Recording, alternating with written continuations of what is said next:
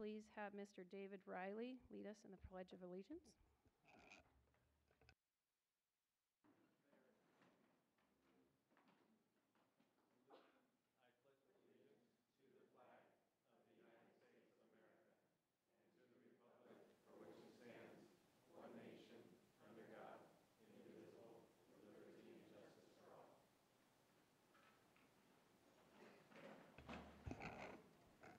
Thank you.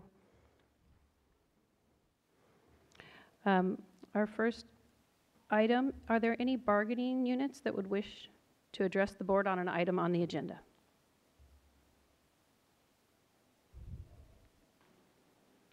Okay, seeing none, I have received no blue cards, so we will move on to item 3, consideration and determination regarding closure of district schools, and call on Mr. Hoffman. Thank you, Board President Albiani. So we're here today with regards to the outbreak of the COVID-19 virus and the work that we're doing to try to protect our students, our families, and our employees. And we took the bold step this week of making a calendar change, so we had some time to be able to get more information. And we now have more information. We still don't have all the information, but I do think we clearly have enough information to take the step we're going to recommend this afternoon. First, I do want to say I owe a great debt of thanks to the board for leadership, trust, commitment.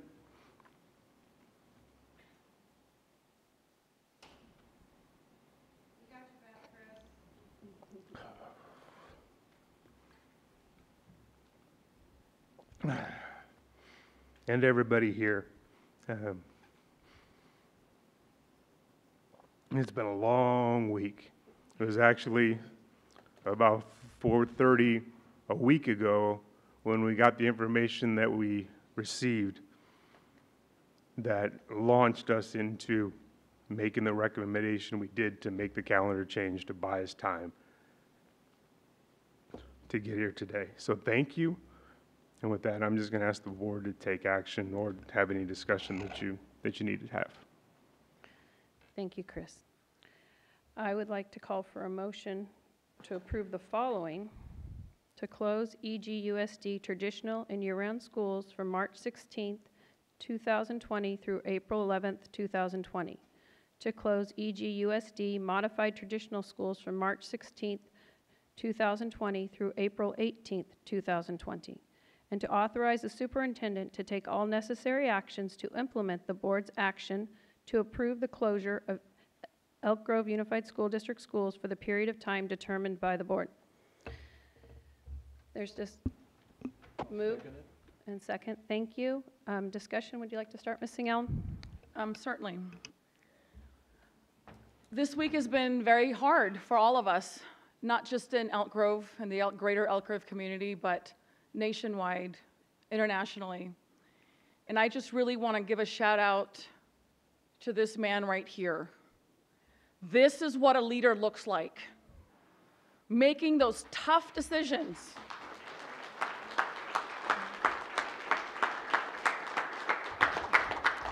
Leadership is never easy. You are always second guessed with those Monday morning quarterbacking of, I would have done this, I could have done this, we should have done this. Well, you know what? He did the right thing because he was mostly interested in protecting our students and our staff. It was the right decision on Saturday, and it is most certainly the right decision today. We could not have gotten here without you folks right there, my bargaining leadership, my partners in education. This truly is an example of what collaboration and teamwork looks like. Leadership decision-making that brings a team with them to be part of that deliberation so that he's not on an island all to himself, that we were all part of those discussions. It's so easy to second guess, and now what we're seeing is other school districts, thankfully, following suit of what we did, that courageous first step. Again, I want to just, Chris, thank you. I know it's not been easy. I know the emails that you've gotten and those horrible phone calls and texts. I've gotten those too. But you know what? What doesn't break us makes us stronger. You are strong, my friend, and we are all stronger because of you.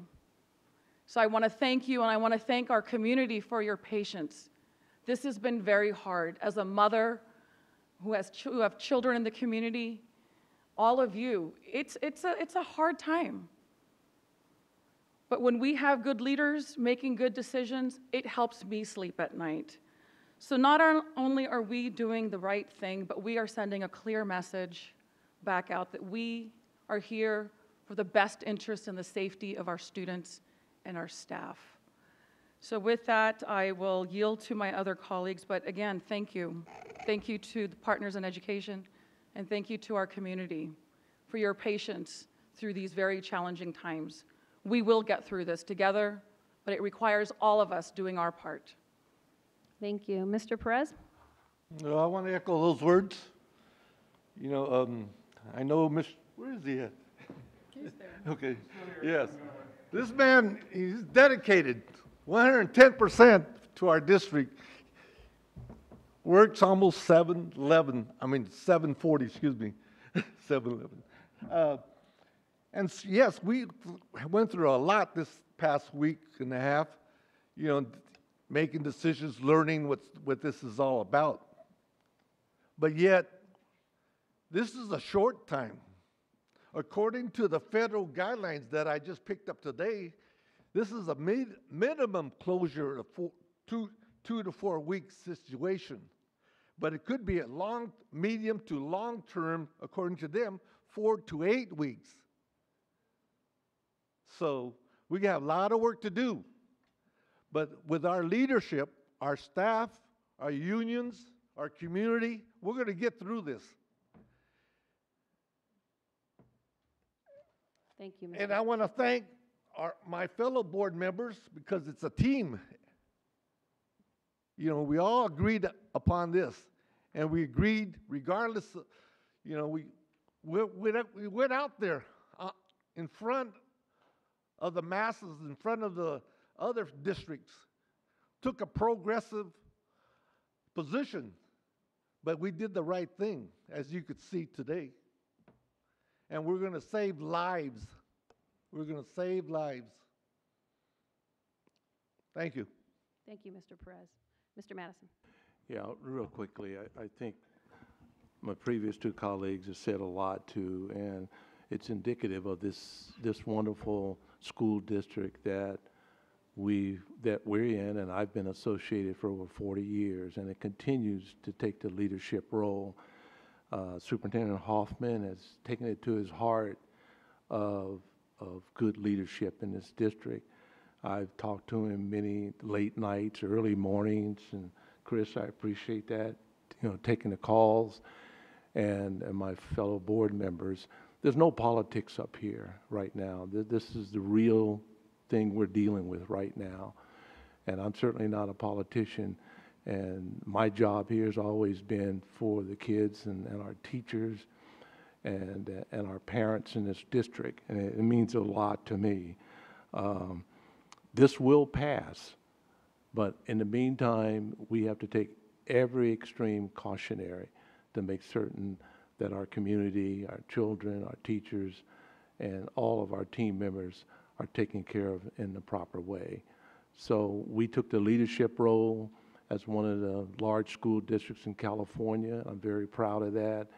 It was a lot that went into it on a Friday night late, the collaboration going on with key members, and it wasn't easy. And we got admonished in different ways for that, from a political standpoint, sports, et cetera, you name it. But we did the right thing, and we're going to continue to do the right thing with the leadership that we have in this school district. Thank you, Madam. Thank you. Dr. Martinez-Leary? So I just would like to echo the same comments of my colleagues.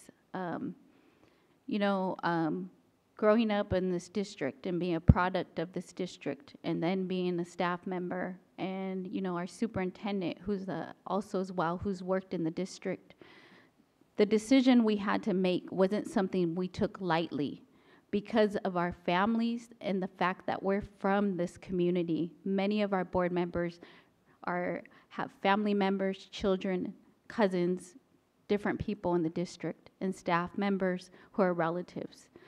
And for us, when we had to make the decision, and coming to that decision, we constantly communicated with each other throughout the process. And that's what I have to thank my colleagues for that. And I have to acknowledge and thank you, Mr. Hoffman, our superintendent, for pulling us all together and being able to have various one-on-one conversations as we needed to. And for me, this is challenging times, but looking at history, I know in my heart we will make it through, and we will make it through together. And so for me, in the coming days, sure, a lot of questions are being asked, but we will try our best to answer those as we move along. Situation is changing constantly. It's very fluid, right? Moment by moment as we get further information about the state of emergency we're all in. But I'm very proud to say, I sit up here and I'm honored to represent this district and this board because I know we make the right decisions and the best decisions for our students, families, parents, and staff, and we're leading with that as we continue to make future decisions. So I want to thank the community. We're constantly listening, and I know with every decision we make, there's backlash sometimes from that, but I appreciate those sticking with us and all of the cabinet, staff, unions, and all the entire community, and students and parents. Thank you for bearing with us as we continue to move forward.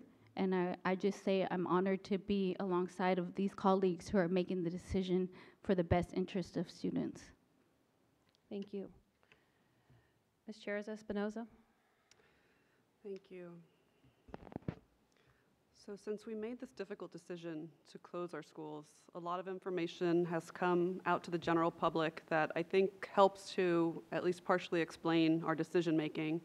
But as a working mother, I understand that decision created and continues to create a tremendous burden on our families.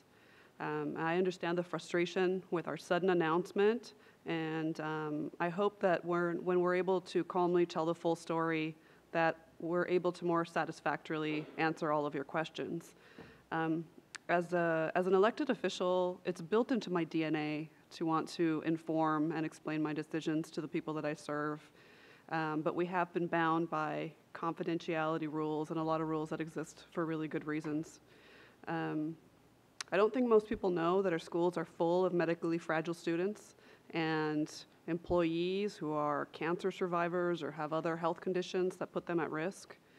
But I am really proud of the leadership of this district, both labor, management, in unanimously deciding that we weren't going to put our community at risk.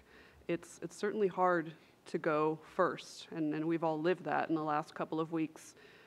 A lot of people are using the term now of flattening the curve, right, about this epidemic, about trying to spread out the effects so we don't overwhelm our public health and medical and other resources. The thing about flattening the curve is that you have to take the measures that are necessary before they seem necessary. And if it works, people will think that you overreacted. And we have to have the courage to look like we overreacted, which is one of the reasons I also thank and commend our superintendent, who I think wondered if he was going to get fired at some point. And we think he's okay.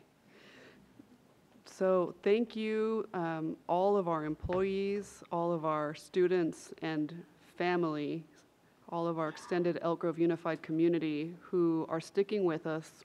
Please continue to bear with us as we work out the kinks, of which there are many, and lots of staff and administrators are working hard on all of that. But thank you for sticking with us, and we're going to continue to make every decision that we can that's in the best interest of your children. Thank you. Mr. Forcina? Thank you. Most of my feelings have been stated already, but do need to say a couple things real quick. First of all, I am relieved that this decision was made today and not 4 years ago. And I say that for three very good reasons. One, we have a diverse board, and you cannot underestimate the value of having a diverse board.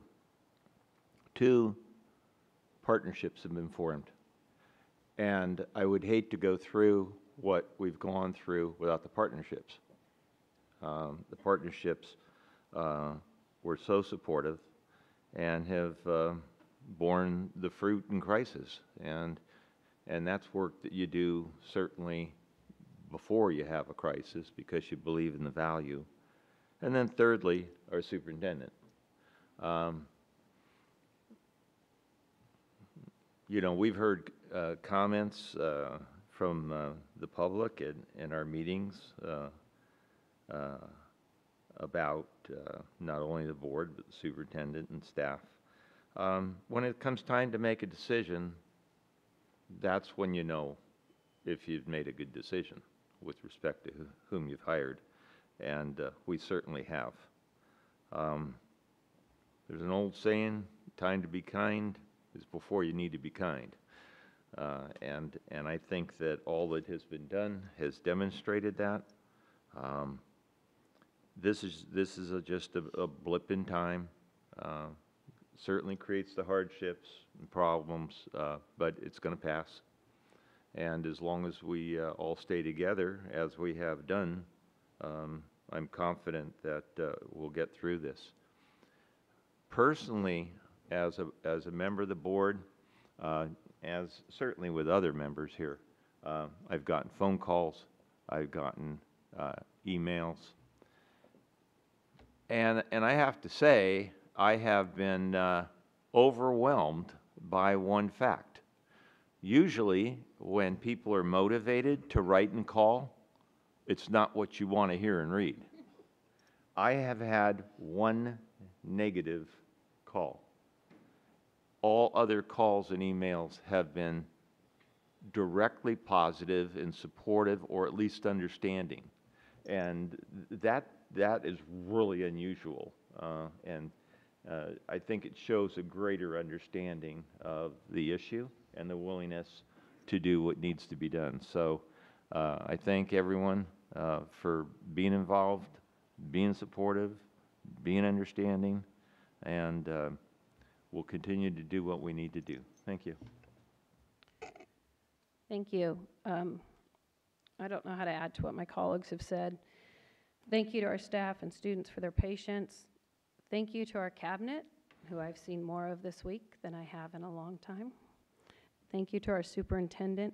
Thank you for 7 days of 12+ hours of a changing landscape that you never gave up on walking for our students and for our staff.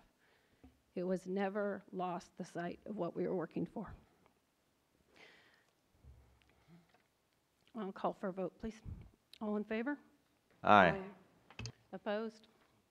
It's unanimous.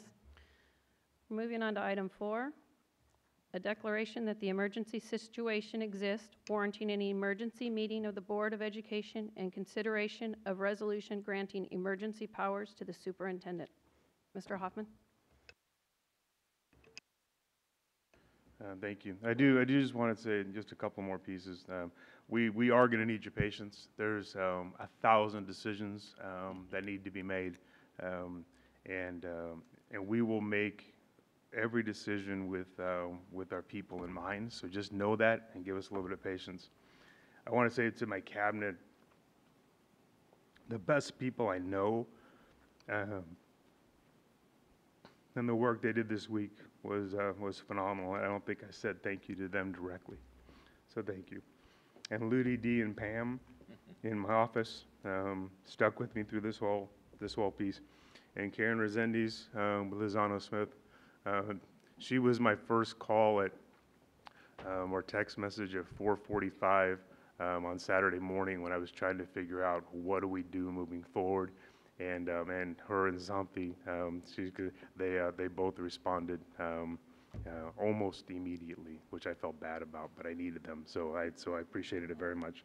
So with that, this resolution will give us the opportunity to make decisions and get work done that needs to be done. There's nothing here that we will be authorized to do that won't come back to the board for the board to approve moving forward, but it will give us the ability to not have to call multiple board meetings at a time when bringing people together isn't necessarily in our best interest, so that's the reason for taking the action. Thank you. I'd like to call for a motion to approve authorization of the superintendent to take any and all actions necessary to ensure the continuation of public education and health and safety of the district students and staff, and adopt resolution number 70, which declares that emergency conditions exist, and allow the superintendent to enter into necessary contracts to respond to emergency conditions at district sites in accordance with the Public Contract Code by a unanimous vote. This requires a unanimous vote. So moved. Second it. It's been moved and seconded. Mr. Forcina, do you have any comments? Nope. Ms. Chairs Espinoza? No. Dr. Martinez-Alier? No. Mr. Perez? Oh, I'm sorry, Mr. Madison? No. Mr. Perez? Yes, I'm going to bring up the subject again. We didn't have very much discussion on distance learning. It's not on the. Okay, I Yeah, can't they do that, but please bring that up directly with the All right. superintendent. All right, that's not on there. Okay, thank you very much. All in favor? Aye. Aye. All those opposed? Motion passes unanimously.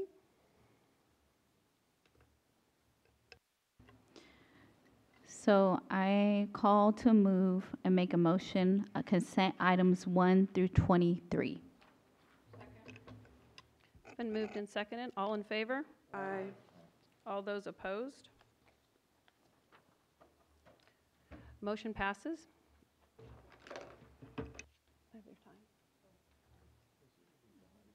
I'd like to close this meeting at 4:38. Thank you.